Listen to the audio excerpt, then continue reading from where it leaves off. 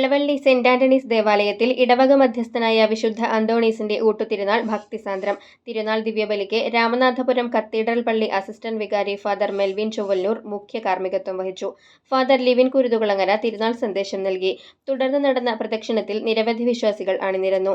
Band വാദ്യവും മുത്തുകുടകളും പ്രദക്ഷിണത്തിന് മാറ്റുകൂട്ടി.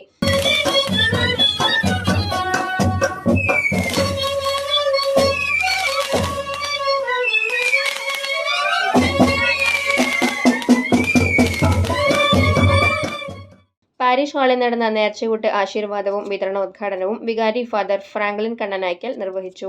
തുടർന്ന് വർണ്ണമഴയും അരങ്ങേറി.